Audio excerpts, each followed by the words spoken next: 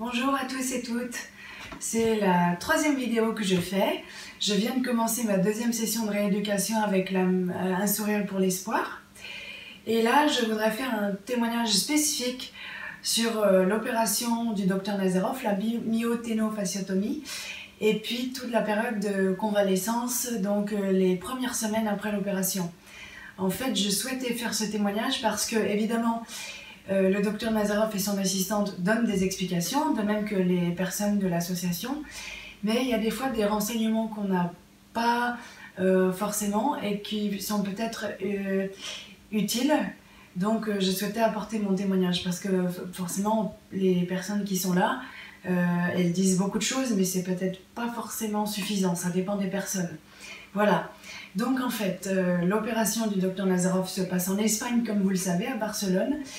Et on demande à ce qu'il y ait 2 accompagnateurs qui viennent, alors parce que pour les enfants ça permet de se relayer auprès du petit pour lui tenir compagnie, l'emmener aux toilettes, lui donner à manger, tout ça, mais pour les adultes c'est aussi important parce que quand on est adulte forcément on est plus lourd qu'un enfant et comme on n'a pas le droit de marcher au moins les 15 premiers jours après l'opération, on doit être porté, donc il faut 2 personnes pour porter l'adulte.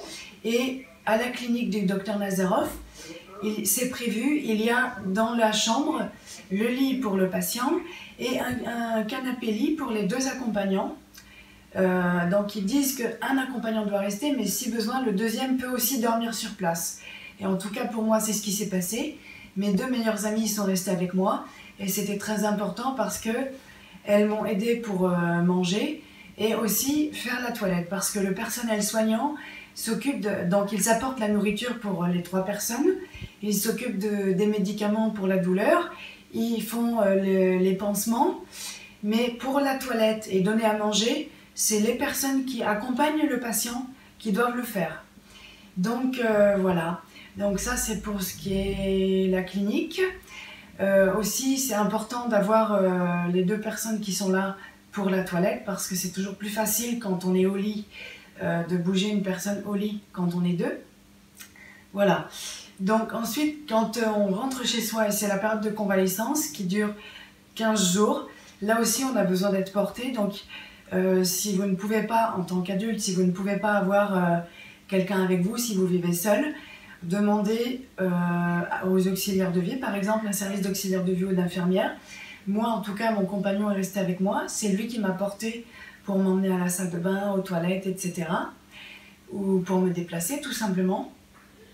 Et c'est très important aussi qu'il soit là parce qu'il peut, avec un gel relaxant, masser les jambes doucement en superficiel pour aider que les jambes dégonflent. Parce que beaucoup de personnes, avec l'opération du Dr Nazarov, comme c'est superficiel mais il touche quand même à l'intérieur, on peut avoir les jambes qui gonflent. Et en tout cas, pour moi ce qui s'est passé c'est que la kiné m'a fait un drainage lymphatique et ça a beaucoup aidé, ça a bien soulagé. Et vous pouvez aussi, si vous êtes adulte, vous pouvez aussi porter des bas de contention, ça soulage énormément. En tout cas, ça enlève les douleurs. Voilà. Donc après, ça dépend de chacun. Bien sûr, Dr Nazarov pourra vous apporter des précisions parce que chaque cas est différent.